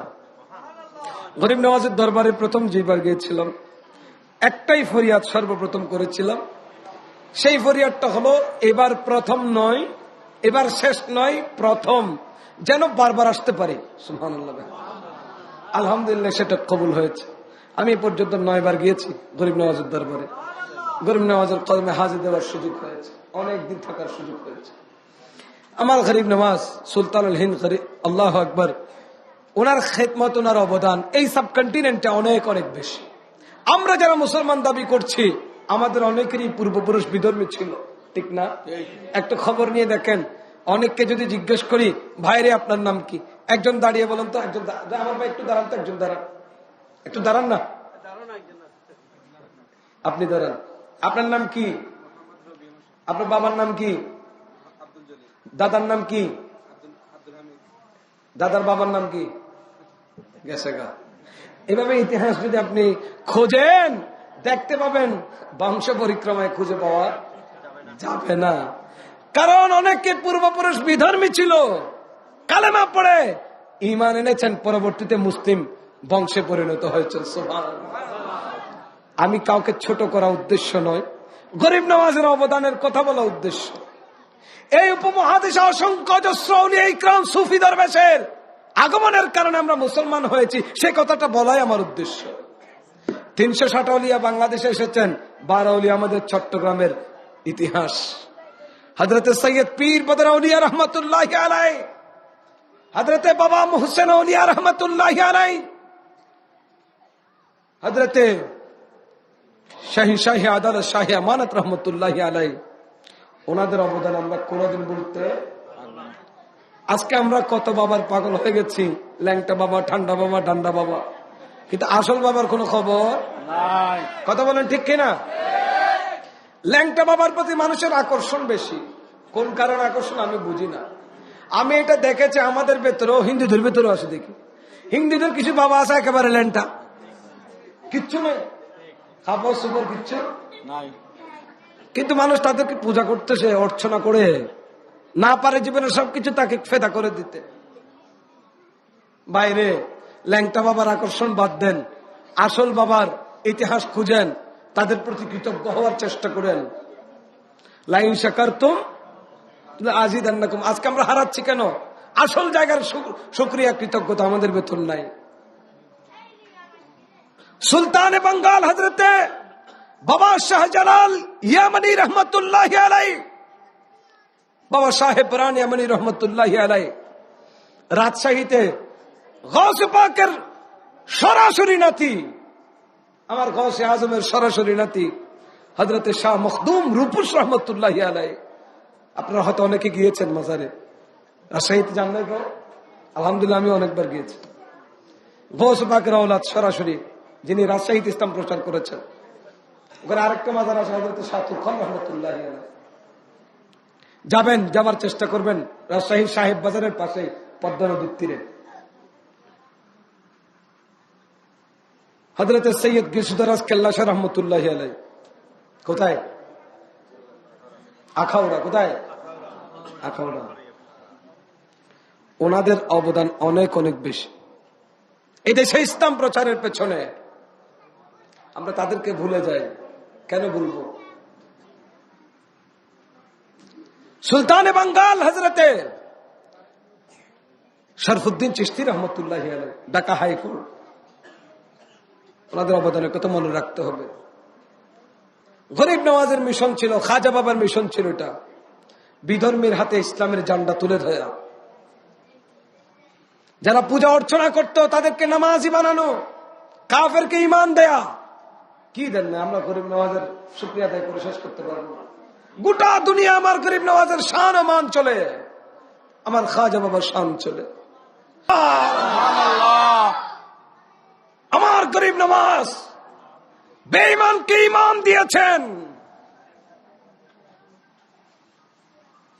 মূর্তি পূজারীকে দরবেশ সুফিতে পরিণত করেছেন। আজকালকার বায়াতের পদ্ধতি আমরা দেখি, অনেকে বায়াত করান, বায়াত করানোর পর এমনও দেখেছি ওয়াজিফা দেন না, ওয়াজিফা সবক দেন না। এমন পীর আমরা দেখেছি ওয়াজিফা দেওয়ার সময় 1 বছর হলে, 1 বছর পূর্ণ হলে একটা মহিষের সবক দেন। হয়তো বাজি তোমার বায়াত বেড়াই এখন, আর বা জানে 1 বছর হয়নি, আজের তারিখ তুই আগামী বছর শুধু মহিষ দিবে। আচ্ছা ও হাদিয়া তোফা সন নাম দোষের কিছু নয়, ইয়েন ভক্ত মুরিদুর সাধ্যর সামর্থ্যের নির্ভর করে দেয়। কিন্তু সবক হিসেবে বায়াতর পরে মহিষাইন তো খন, ইয়ে তো হক্কানি রব্বানি পীর মুর্শিদুর চরিত্র ন, কথা কোন ঠিক কিনা? ইয়েন মুরিদ অনেক কি করিব না করিব তারা জানে, রুর খুরাক মিটি যাইলি তরিকতর স্বাদ পাইলি, তাসাব্বুর স্বাদ পাইলি, কি করিবি বেজানে। মশুর সবক দেওয়া তো দুনিয়ার লালচ, দুনিয়ার লোভ, কথা কোন ঠিক কিনা? আপনাদের অসুবিধা হচ্ছে? রাগ করতেছেন আপনারা? হক্কানি রব্বানি পীর মুর্শিদের মডেলও আছে দুনিয়াতে, সেটা নেই, আমরা সে কথা বলছি না, দুঃখজনক। আমার গরিব নওয়াজের বায়াত প্রসঙ্গে একটু কথা বলি। সুলতানুল হিন্দ গরিব নওয়াজ খাজা মুঈনুদ্দিন আজমিরি রাদিয়াল্লাহু তাআলা আনহু, উনি বায়াত করিয়েছেন হযরতে খাজা কুতুবউদ্দিন বখতিয়ার কাকি রহমতুল্লাহি আলাইহিকে। সুবহানাল্লাহ বলেন। সুবহানাল্লাহ। খাজা কুতুবউদ্দিন গরিব নওয়াজের প্রধান খলিফা, ওনার মাজার পাক দিল্লিতে। কোথায়? ওখানে আলহামদুলিল্লাহ অনেকবার গিয়েছি। দিল্লিতে হযরতে খাজা কুতুবউদ্দিন বখতিয়ার কাকি রহমতুল্লাহ আলাইহি তিনি বয়ান দিচ্ছেন, আমি গরিব নওয়াজের হাতে বায়াত হয়েছি 514 হিজরির 5ম মাসে। বড় করে বলুন সুবহানাল্লাহ। আমার ভাইয়ের একটু মনোযোগ চাই, আপনাদের একটু এলোমেলো ভাব দেখা যাচ্ছে, মনোযোগ দিয়ে শুনবেন। গরিব নওয়াজের মাহফিলের আয়োজন করেছেন, ওনার প্রসঙ্গে আসলাম, মেয়েরা জন্য বিশ্বাস করলাম, গরিব নওয়াজের প্রসঙ্গে আসলাম, মনোযোগ দিয়ে শুনতে হবে। একটু এদিকে দেন মনোযোগ, তবার যেদিকে চাই। ওনার কাছে বায়াত হলেন হযরতে খাজা কুতুবউদ্দিন বখতিয়ার কাকি রহমতুল্লাহি আলাইহি, এটা গরিব নওয়াজের প্রধান খলিফা। খাজা কুতুবউদ্দিন বখতিয়ার কাকি একটা কিতাব লিখেছেন, কিতাবের নাম দলিলুল আরিফিন।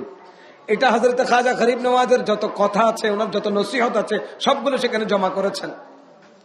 সেখানে লিখছেন, আমি খাজা কুতুবউদ্দিন আমার গরিব নওয়াজের কাছে বায়াত হয়েছিলাম 514 হিজরিতে 5ম মাসে বাগদাদে হযরতে আবুল্লাহ সমরকন্দি রহমতুল্লাহি আলাইহি মসজিদে।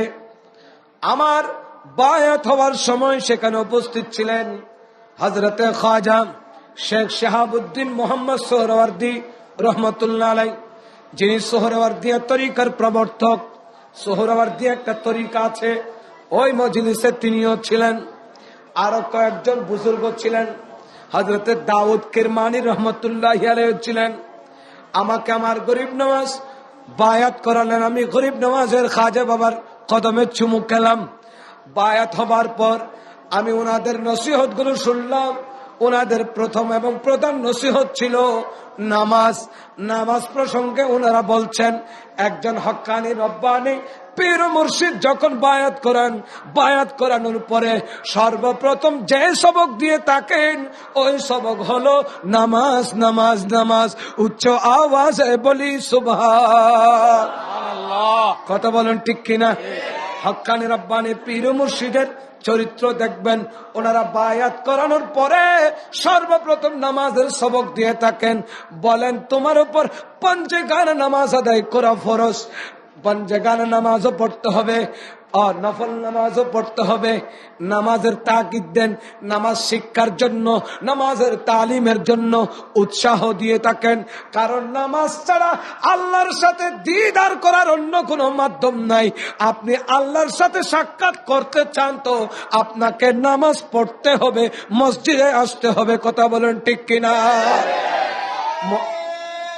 আল্লাহু আকবার, ইয়া রাসূলুল্লাহ, জিন্দাবাদ, জিন্দাবাদ। নামাজ ছাড়া কোনো উপায় নাই। কারণ আমার নবী বলেছেন, আসসালাতু মিরাজুল মুমিন, নামাজ হলো মুমিনের মেরাজ। মেরাজের মাধ্যমে আমার নবী যেভাবে আল্লাহর সাথে দিদার করেছেন, একজন মুখলিস বান্দা, ঈমানদার বান্দা নামাজের মাধ্যমে আমার আল্লাহর সাথে দিদার করে থাকে। আমার আল্লাহ কোরআনে সে কথা বলেছেন, বিসমিল্লাহির রহমানির রহিম, فمن يرجو لقاء ربه فليعمل عملا صالحا ولا يشرك بعبادة ربه أحدا। উচ্চ আওয়াজে বলি সুবহানাল্লাহ। যারা আল্লাহর দিদার পেতে চায়, আল্লাহর সাক্ষাৎ পেতে চায়, তারা যেন নেক আমল করে। নেক আমলের ভেতর সর্বোত্তম হলো, একটু বড় করে বলেন না, নেক আমলের ভেতর সর্বশ্রেষ্ঠ হলো, বড় করে বলেন না, নেক আমলের সর্বশ্রেষ্ঠ নামাজ ছাড়া কোনো উপায় নাই। আপনি মোমেন তো নামাজ পড়তেই হবে। আর যদি আপনি মোমেন না হয়ে থাকেন তো নামাজ না পড়েন। হাদিসে পাক আছে, আল ফারকু বাইনাল কাফিরি ওয়াল মুমিনি তারকুস সালাত। মোমেন এবং কাফেরের মাঝে পার্থক্য হলো নামাজ ছেড়ে দেওয়া। মোমেন নামাজ পড়বে, কাফের নামাজ ছেড়ে দেবে। আমরা কাফের না মোমেন? মোমেন। এখানে কাফের কে কে আছেন? একটু হাত উঠান দেখি চেহারাটা। কাফের আছে না? মোমেন কে কে আছেন? একটা হাত উঠান না। মাশাআল্লাহ, আল্লাহ কবুল করুন, আমিন বলেন। আমরা মোমেন থাকতে চাই। আমরা পরিচয় দিতে গর্ববোধ করি আমরা মোমেন মুসলমান। আমাদের কাজী নজরুল ইসলাম আমাদেরকে শিখিয়ে গেছেন, ঠিক না? আমার কিসের শঙ্কা, কুরআন আমার ঢঙ্কা। আমার কিসের শঙ্কা, কুরআন আমার ঢঙ্কা। ইসলাম আমার ধর্ম, ইসলাম আমার ধর্ম। মুসলিম আমার পরিচয়, ইসলাম আমার ধর্ম।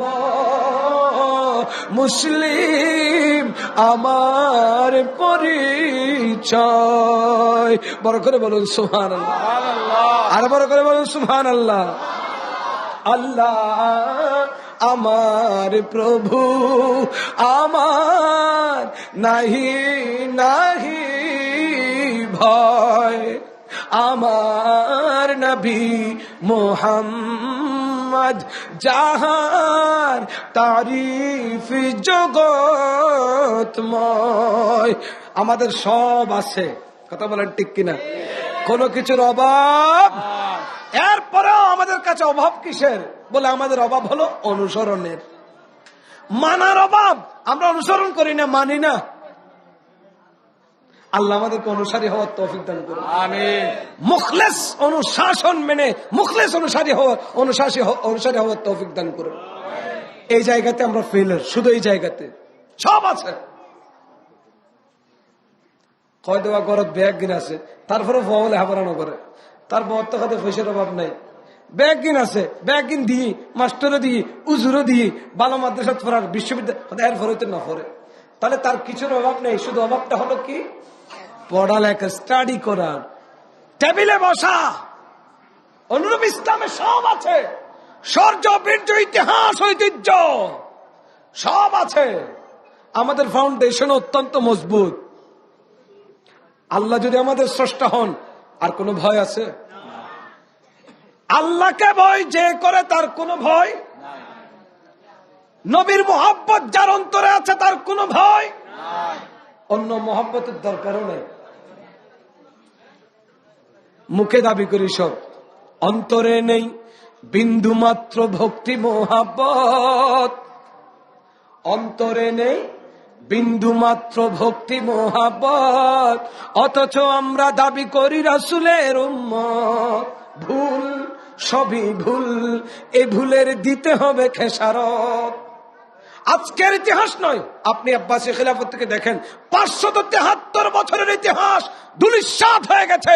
মুসলমানরা যখন ভোগ বিলাসে মত্ত হয়ে গেছে, আজান দিলে যখন ঘুম থেকে উঠে না, ফজরের নামাজে যখন মসজিদ শূন্য থাকে, এক কাতারে যখন পুরাই না, মুসলমানদের উপর গজব আসবে না তো রহমত আসবে? 573 বছরের ইতিহাস আব্বাসী খিলাফত। গৌসে পাকের জমানায় আব্বাসী খিলাফতের কয়েকজন খলিফা ছিল, মুসলমানদেরকে ধ্বংস করেছে। যুগে যুগে দুটি দল, একটা হলো খারিজি ফিরকা আর একটা হলো শিয়া ফিরকা। শিয়ার আজকে চতুর্দিকে ষড়যন্ত্র চালাচ্ছে, আহলে বাইতের মোহাব্বতের ধোঁয়া তুলে হুসাইন হুসাইন, আলী আলী করে করে মানুষকে এখন ধোঁকা দিচ্ছে। আমরা মাওলা আলীর মোহাব্বত অন্তরে রাখি কি রাখি না? ইমামে হুসাইনকে আমাদের চেয়ে বেশি কেউ ভালোবাসে? খোদার কসম করে বলতে পারবো, হুসাইনের জন্য আমাদের এই জান ফিদা করতে পারি, মাওলা আলী মুশকিল কুশার জন্য জান ফিদা করতে পারি, ইমামে হাসান মুজতবার জন্য জান ফিদা করতে পারি, খাতুনে জান্নাত সাইয়্যিদায়ে কায়নাত মা ফাতিমার জন্য জান কুরবান করতে পারি, কিন্তু মিথ্যা ভালোবাসার দাবি করতে পারি না। আমার মাওলা আলী বলেছেন, ইহলিকু ফিয়া মুহিব্বুম মুফরিতুন, যারা আমাকে বেশি ভালোবাসা দেখায় এরা প্রত্যেকে ধ্বংস হবে। এরা কি হবে? ভালোবাসা দেখাতে দেখাতে দেখাতে দেখাতে আমিরে মুআবিয়া রাদিয়াল্লাহু তাআলা গেলদে হযরত ওমরও দিব, সিদ্দিক আকবর না, মাওলা আলী বেগুন রুদ্দি। এটা তো আহলে সুন্নাতের আকীদা নয়। আফদালুল বশর বা'দাল আম্বিয়া হযরত আবু বকর সিদ্দিক, এটা আমার নবীর ফয়সালা। এক মেয়ে এসেছিল, ইয়া রাসূলুল্লাহ আমি আপনার কাছ থেকে কিছু শিখতে চাই। আমার নবী তাকে মন ভরে শেখালেন। যাবার সময় মেয়েটা চলে যাচ্ছে, মহিলাটা, আমার নবী বললেন আবার আসবেন। মহিলাটি প্রশ্ন করলেন, ইয়া রাসূলুল্লাহ আবার আসবো, ঠিক আছে, ওই সময় যদি আপনি না থাকেন, অর্থাৎ আপনার যদি ওয়াফাত হয়ে যায়, আপনি যদি দুনিয়া থেকে চলে যান, তো কার কাছে আসবো? আমার নবী বলেন, আমি না থাকলে তুমি আমার খলিফা আবু বকরের কাছে আসবে। সুবহানাল্লাহ বলেন না? রিপ্রেজেন্টেটিভ করবার জন্য এর চাইতে বড় দলিল লাগে না? আমরা আমাদের মুরব্বীদেরকে দেখেছি, মুরব্বীরা মৃত্যু সন্নিকটে আসলে নিজের সন্তানদের মধ্যে একজনকে উপযুক্ত মনে করেন, ঠিক না? জানাজার নামাজ আমরা দাঁড়িয়ে বলি, আমার বাবা মারা গেছেন, অনেকের কাছে হয়তো পাওনা থাকতে পারে, মেহেরবানি করে কেউ পেয়ে থাকলে আমার সাথে যোগাযোগ হয় না? হয়, এটা বলেন না, বলে কিনা? তার মানে আমার বাবার স্থলাভিষিক্ত আমি নায়েব। আল্লাহ নবী নামাজে যেতে পারছেন না, অসুস্থতা। নবীর সময়ে, নবীর যুগে, নবীর হীন হায়াতে, জীবদ্দশায় নবীর মুসাল্লায় দাঁড়িয়ে যিনি নামাজ পড়িয়েছেন তিনি আবু বকর সিদ্দিক। সুবহানাল্লাহ। এর চাইতে বড় দলিল কি লাগে? কথা বলেন ঠিক কিনা? তার চাইতে বড় দলিল, আনসার মুহাজির সাহাবা ইকরাম বসলেন আল্লাহ নবীর ওফাতের পরে, কে হবে নবীর খলিফা? বৈঠক চলছে। আনসারি সাহাবীরা উঠে বললেন, এ হযরতে ওমর ফারুক, হে হযরতে আবু বকর, আমাদের একটা পরামর্শ হলো, নবীজির হীন হায়াতে আল্লাহ নবী যখন কোথাও কোনো প্রতিনিধি পাঠাতেন, ডেলিগেট পাঠাতেন, তখন একজন আনসার থেকে দিতেন, একজন মুহাজির থেকে দিতেন। আমাদের পরামর্শ হলো নবীর খলিফা দুইজন হোক, একজন আনসার থেকে হবে, একজন মুহাজির থেকে হবে। মুহাজির সাহাবা ইকরাম অনেক পরামর্শ দিলেন, একে একে ডেমোক্রেসি কাকে বলে, গণতন্ত্র কাকে বলে ইসলাম সেটা শিখিয়েছে। এটাই গণতন্ত্র। সবার থেকে মতামত নিলেন। মতামত দেওয়ার পর হযরতে ফারুক আজম আমিরুল মুমিনিন রাদিয়াল্লাহু তাআলা আনহু তিনি সহ্য করতে পারছিলেন না। এক একজনের এক এক মতামত, এক একজনের এক এক কথা। হযরতে ফারুক আজম সাইয়েদনা সিদ্দিক আকবরের হাত ধরলেন, ধরে দাঁড়িয়ে গেলেন, হাত ধরে দাঁড়িয়ে বললেন, দেখো আমার নবীর সাহাবা, তোমরা হয়তো সঠিক সিদ্ধান্তে আসতে পারছো না, আমি ওমরের পরামর্শটা একটু শোনো। আমার পরামর্শ হলো, নবীজির জীবদ্দশায় নবীজির মুসল্লায় নামাজের ইমামতি করার অনুমতি পেয়েছেন আবু বকর, হিজরতের সাথী ছিলেন আবু বকর, গারে সরের সাথী ছিলেন আবু বকর, ইবাদতে আবু বকর, রিয়াজতে আবু বকর, রাসূল পাকের সফরে আবু বকর, হাদরে আবু বকর। সাইয়েদনা আবু বকরকে আমার নবী ভালোবাসতেন বেশি। সর্বপ্রথম আমার নবীর কাছে ইসলাম কবুল করেছেন আবু বকর। আবু বকর ছাড়া আমার নবী কিছুই বুঝতেন না। আমার নবীকে সব থেকে বেশি ভালোবাসতেন আবু বকর। আমার প্রস্তাব হলো, আবু বকরই হবে খলিফাতুল মুসলিমিন, খলিফাতুর রাসূল। চিৎকার দিয়ে বলুন সুবহানাল্লাহ। এই কথা বলার পরে সমস্ত সাহাবাদের মত পাল্টে গেল, কলব পাল্টে গেল। সকলে এক বাক্যে স্বীকার করলেন, সাইয়েদনা আবু বকরই আমার নবীর খলিফা। আসদাকুস সাদিকিন সাইয়্যিদুল মুত্তাকিন, চশমো গো শেওয়াজারত পেলা को सलाम मुस्तफा जाने रहमत पेला शम्अ बज़ी में हिदायत पेला को सलाम। बरकत बोलो सुभान अल्लाह। हजरत मौला अली मुश्किल कुशा हैदर कर्रार फातिह खैबर রাদিয়াল্লাহু তাআলা আনহু বলেছেন যে সাইয়েদনা সিদ্দিক আকবর রাদিয়াল্লাহু তাআলা আনহুর উপরে কেউ নেই। ওনাকে জিজ্ঞেস করলো, আলী এবার তোমার মতামত কি, আপনার মতামতটা একটু জানান। হযরতে মৌলা আলী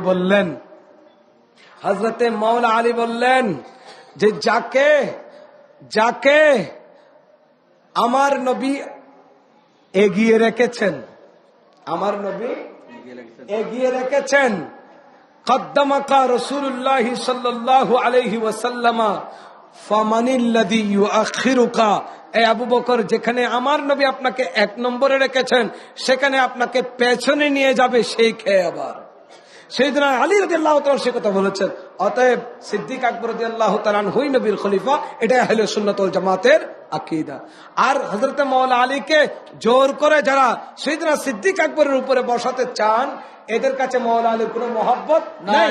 এটা ইসলামের আকীদাকে নষ্ট করে দেওয়ার জন্য, এরা শিয়া আকীদা প্রতিষ্ঠা করবার জন্য এই কাজটা করে যাচ্ছে। আমরা সুন্নি মুসলমানরা তো নরম দিলের মানুষ, ঠিক না? আওলাদ রাসূলের মহব্বতের কথা বললে আমরা নরম হয়ে যাব, এই সুযোগটা তারা কাজে লাগাচ্ছে। আমরা ভালোবাসি, আমরা প্রেমিক, তবে হুঁশিয়ার প্রেমিক। কথা বলেন ঠিক কিনা? এই বলেন আমরা প্রেমিক। কোন প্রেমিক? সবাই বলেন আমরা প্রেমিক, কিন্তু হুঁশিয়ার প্রেমিক। কথা বলেন ঠিক কিনা? আমরা হুঁশ হারাইনি, হুঁশ এখনো আছে আমাদের। আল্লাহ আমাদেরকে বুঝার তৌফিক দান করুন। আরো বড় করে বলুন নামাজের কথা। নামাজ ছাড়া আল্লাহর সাথে দিদারও সম্ভব নয়। আল মুসাল্লি ইউনাজি রাব্বাহু। মুসাল্লি যদি আল্লাহর কাছে কিছু বলতে চায় তাহলে নামাজের মাধ্যমে বলতে পারবে, অন্য কোনো মাধ্যম নাই। আল্লাহর ওলিরা নামাজ পড়তেন, নামাজে আল্লাহর সাথে দিদার করতেন, কথা বলতেন।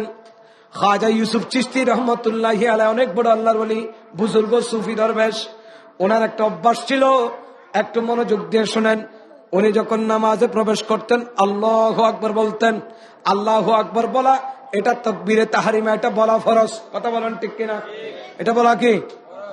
আল্লাহু আকবার বলতেন, আবার ছেড়ে দিতেন, কিছুক্ষণ পরে আবার আল্লাহু আকবার, আবার ছেড়ে দিতেন। এভাবে অনেকবার ছাড়ার পর তিনি নামাজের ভেতর প্রবেশ করতেন। একদিন ওনার মুরিদরা জিজ্ঞেস করলেন, হুজুর আপনার নামাজের ভেতরে একটা ব্যতিক্রম বিষয় লক্ষ্য করলাম। আপনি যখন নামাজ পড়েন, আপনি নামাজে প্রবেশের সময় বেশ কয়েকবার হাত ছেড়ে দেন, তার কারণটা কি? তার রহস্য কি, গোপন ভেদ কি? খাজা ইউসুফ চিশতি উত্তর দিলেন, আমি যখন নামাজে প্রবেশ করি আমার আল্লাহকে সর্বপ্রথম ডাক দেই, আল্লাহু আকবার বলে আমার খোদাকে ডাকি। আমার খোদাকে ডাকার পর আমার খোদার পক্ষ থেকে কোনো সাড়া পাই কিনা অপেক্ষা করি। দেখেন, নামাজ মানে connection with Allah, connection with connect হওয়া, আল্লাহর সাথে সরাসরি যুক্ত হওয়া। আপনি নামাজ ছাড়া আল্লাহর কাছে যুক্ত হবার অন্য কোনো সুযোগ নাই। বলে আল্লাহু আকবার বললাম, আল্লাহু আকবার বললাম, কোনো সাড়া শব্দ নাই, কোনো সাড়া শব্দ নাই। যে মুহূর্তে আল্লাহু আকবার বলার পরে আমার আল্লাহ থেকে উত্তর আসে, লব্বাইকা ইয়া আবদি, বান্দারে তোমার ডাকে আমি খোদা সাড়া দিলাম, আমি খোদা সাড়া দিলাম। এই আওয়াজ পাওয়ার পরে আমি নামাজ শুরু করে দিই, উচ্চ আওয়াজে বলি সুবহানাল্লাহ। আমি আমার খোদার সাথে কথা বলে বলে নামাজ পড়ি, কারণ আমি তো আমার খোদার প্রশংসা করে থাকি নামাজে। আলহামদুলিল্লাহি রাব্বিল আলামিন। কার প্রশংসা? বলেন না কার? জোরে বলেন কার? আর রহমানির রহিম। কার প্রশংসা? মালিকি ইয়াউমিদ্দিন। ইয়াকা না'বুদু ওয়া ইয়াকা নাস্তাঈন। সব তো আল্লাহর কথা, আল্লাহর কাছে ফরিয়াদ, আল্লাহর কাছে মোনাজাত। আমি নামাজ পড়বো একা একা, আর আমার আল্লাহ আমার নামাজে সাড়া দেবেন না, এমনটা হতে পারে না। এজন্য আমার আল্লাহ হাদিসে কুদসিতে বলেছেন, আনতা আবুদাল্লাহ কাআন্নাকা তারাহু, বান্দারে এমন ভাবে ইবাদত করবে যেন তুমি তোমার খোদাকে দেখতে পাচ্ছ।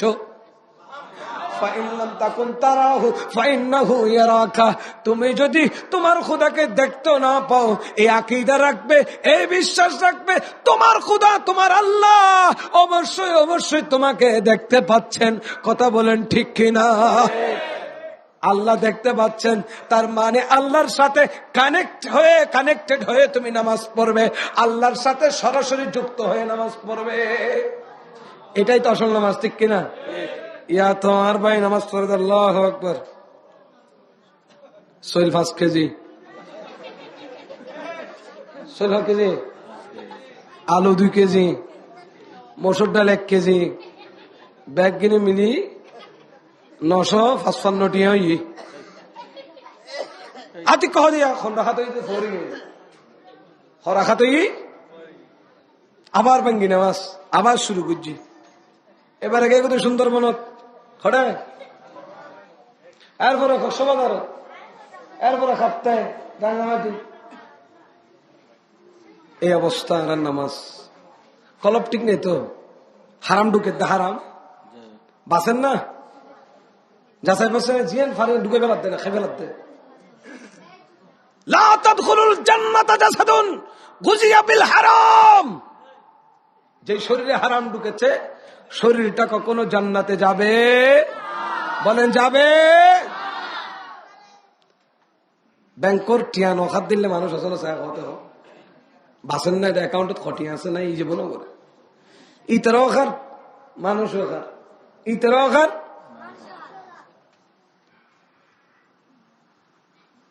আগর যুগের কথা এত বড় বড় বলি, এই বুজুর্গ, এই সুফি, এই দরবেশি কেন বাঁচিয়ে খাইয়ে খনিকের ঘরত গিয়ে যে আগেতে কি হাম করে চাই তো হারামর ইনকাম আছে না, কোনো খানা ফেলাই চলিস।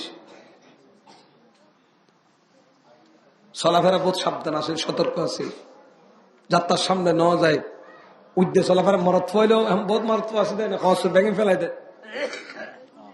তুমি মরত ফই বলে কি তুমি উদ্দে দায়িত্ব নেবে না? এতাল্লাই তো ব্যাঙে যার বই বুজুর্গ আমি দিন হল কোনোদিন সি নাই অন্য দেখাই তো খনিকের ইয়া তাহারা সতর্ক হয়ে গেবে। আল্লাহ বুঝবে তৌফিক দাও কামিল হন। খাওয়া দাওয়া, উঠা বসা, চলাফেরা সবকিছু থেকে একটা মাপকাঠি থাকতে হবে। আপনি মোমেন মুসলমান হিসেবে ওযু করতে বসেছেন, এত তাড়াহুড়ো করেন কেন? দলিলুল আরিফিন কিতাবে খাজা কুতুবউদ্দিন বখতিয়ার কাকি রহমতুল্লাহ আলাইহি, আমার গরিব নওয়াজের খলিফা, উনি বলছেন আমার পীর মুর্শিদ খাজা সুলতানুল হিন্দ গরিব নওয়াজ আতাউর রসুল মঈনুদ্দিন আজমেরি রাদিয়াল্লাহু তাআলা আনহু একদিন মজলিসে বলছেন, খবরদার ওযু করার সময় সাবধান থাকবে, সতর্ক থাকবে, আল্লাহর নবীর একটা সুন্নতে যেন অজু থেকে বাদ না পড়ে। অজুর ফরজ কয়টা? সবাই বলেন কয়টা? আপনি 4টা ধুলে অজু হয়ে যাবে, কিন্তু নবীর মহব্বতে যে অজুটা করেন নাই সেটার জবাব কে দেবে? সুন্নাত তো আমার নবীর সাবজেক্ট, সুন্নাত তো আমার নবীর বিষয়। আপনি ফরজটা মানলেন, সুন্নাতটা আপনি দিলেন না। আমার নবী বলেন খবরদার, হযরতে খাজা গরিব নওয়াজ রাদিয়াল্লাহু তাআলা বলেন খবরদার, আরে আমার মুরিদরা, আমার যারা মুরিদ, তোমরা উযু বানাবার সময় আমার নবীর একটা সুন্নত তরক করতে পারবে? আঙ্গুল খেলাল নিয়ে কথা বলছেন। এবার আঙ্গুল খেলাল করবে উযু করার সময়, একটা একটা একটা, অথবা এইভাবে এইভাবে, দাঁড়িয়ে খেলাল করবে এইভাবে এইভাবে, পায়ের আঙ্গুল খেলাল করবে, এগুলো সুন্নাত। সুবহানাল্লাহ বলেন না? আপনাদের অসুবিধা হচ্ছে? আঙ্গুল খেলাল করা, আঙ্গুল খেলাল সুন্নাত কাজ। আল্লাহর নবীর এই সুন্নতটা যেন তোমাদের মধ্যে থেকে বাদ না পড়ে। আল্লাহর একজন ওলি, গরিব নওয়াজের একজন মুরিদ, হযরতে আজল সিরাজি রহমতুল্লাহি আলাইহি, উনি বলছেন, আমি আর খাজা কুতুবউদ্দিন বখতিয়ারকাকি একটা মসজিদে অবস্থান করছিলাম, হঠাৎ মাগরিবের নামাজের সময় এসে গেল, আমরা দুজনে ওযু করলাম। ওযু করার সময় হযরতে খাজা আজল সিরাজি রহমতুল্লাহি আলাইহি উনি আঙ্গুল খেলাল করতে ভুলে গেলেন। ওযু শেষ হলো, আঙ্গুল খেলাল করেন নাই, হঠাৎ অদৃশ্য থেকে আওয়াজ এসেছে। পজিশন যতটুকু দায়িত্ব, আপনার পজিশন যখন উপরে যাবে আপনার রেসপন্সিবিলিটি বেড়ে যাবে, আপনাকে চোখ কান খোলা রাখতে হবে। আপনি শিশু বয়সে ছিলেন, তখন আপনার দুষ্টুটি কাউন্ট করা হয় নাই। আপনি যখন কিশোর বয়সে গেছেন, আপনার দুষ্টুটি একটু একটু ধরা হচ্ছে। আপনি যখন উপযুক্ত হয়ে গেলেন, বিয়ে শাদী করলেন, পয়সা করি কামাচ্ছেন, আপনার দুষ্টুটি আরো বেড়ে গেছে। মা আপনাকে একই দৃষ্টিতে দেখবে না যখন আপনি ছোট্ট ছিলেন, যে দৃষ্টিতে দেখেছিল সেই দৃষ্টিভঙ্গি এখন আর নাই। আপনার ভাইয়েরা আপনাকে অন্য দৃষ্টিতে দেখবে, আপনার বোনেরা আপনাকে অন্য দৃষ্টিতে দেখবে। আপনার দায়িত্ব বেড়ে গেছে, কাঁধের উপর বোঝা বেড়ে গেছে। অনুরূপ আল্লাহর প্রিয় বান্দা হতে হলে step by step, position to position, আপনি যখন তাই করবেন, উপরের দিকে যাবেন, আপনার রেসপন্সিবিলিটি বেড়ে যাবে, দায়িত্ব আপনার অনেক অনেক বেড়ে যাবে। কথা বলেন ঠিক কিনা?